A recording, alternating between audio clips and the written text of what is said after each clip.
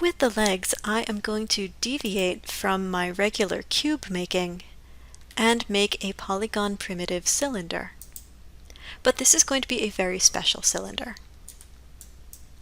The default Maya cylinder is pretty nasty. In its inputs, it's got 20 subdivisions around its axis, and 20 is a nasty number. I'm going to turn that all the way down to 8. 8 is a magic number in polygonal modeling because 8 is 4 times 2. Remember that. It's going to be important later. Next, subdivision's height right now is set to 1, and these legs are pretty smooth. They don't need that much definition, but I'm going to set this to 3 because that's kind of a big tradition when you do cylinder-based modeling.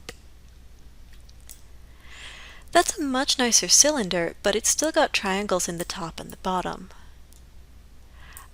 In this case, I know that the top of the leg is going to attach to the body, and the bottom is going to attach to these feet, so I don't need any of the faces in the top or the bottom.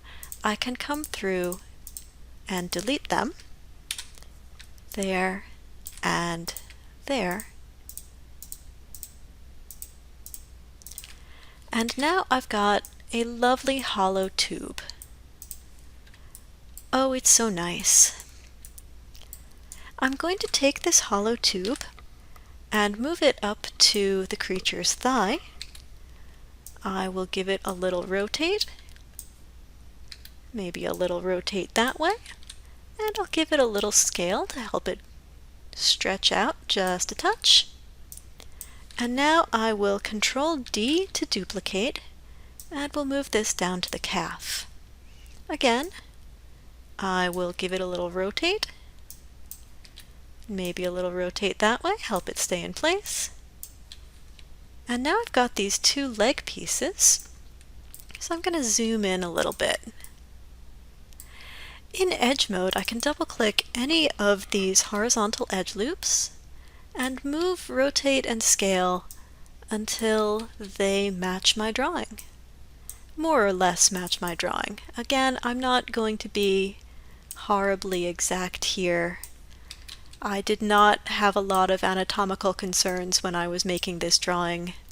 We can fudge a little bit. Just a little bit. The knee should probably be thinner than the rest of the thigh. Let's all agree on that. Okay, that looks like a pretty good thigh to me. Maybe we'll make that a little bit fatter. And then I'll come down here and make the calf.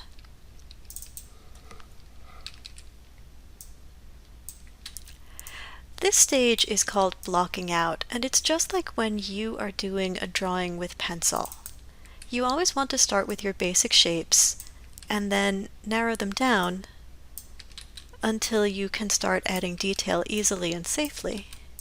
So you work blocky first, and then you just use your tools to make things softer and easier and better. And again, we don't need to be 100% spot on, we're just using the reference image for reference. And now I've got two halves of a leg. And that wasn't bad, and there was nothing new there. We set up an 8x3 cylinder, took out its top and bottom faces, and duplicated it.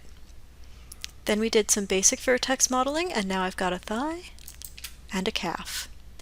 Here comes the new stuff. Right now, the thigh and the calf are two different pieces. I would like to turn them into a single piece in order to make the leg. The command for that in my Shift right click menu is called Combine. It's way down here, but there it is, Combine. That turns the two of them into a single piece. In this case, it's called P-Cylinder 3. If I look over here in my outliner, I can see that P-Cylinder 1 and 2 are still there, and inside them they've got these nodes called transforms.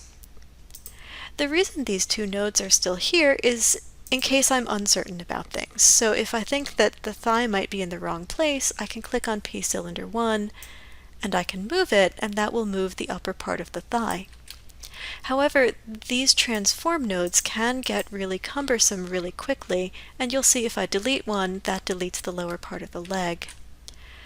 So just remember that once you've combined, it's really important to go back and use Edit, Delete by Type, History to get rid of that transform data. Now there's still a hole where the knee should be. If I go into Edge mode, I can double-click this edge, Shift double-click this edge, and now in my Shift right-click menu, I can run a command called Bridge. Bridge will fill in that gap. It's made a very flat line right now, but if I come into the floating option box, I can change my curve type to Blend, and then as I insert divisions, you'll see that it starts to come out and form more of a knee shape. That's probably enough geometry for me right now, but if you want a little bit more for a sharper knee, you can keep adding divisions. I'll stick with 1. And that's it. That is my whole leg. I'm not going to go any further. There are places where I could add more geometry if I wanted this to bend in a different way, but for me, this is our first character model, and that is a perfect leg.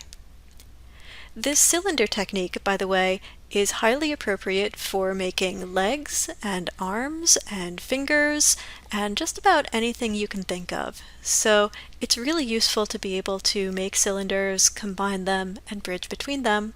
Great technique for lots of complicated things. In the next video, we'll make some feet.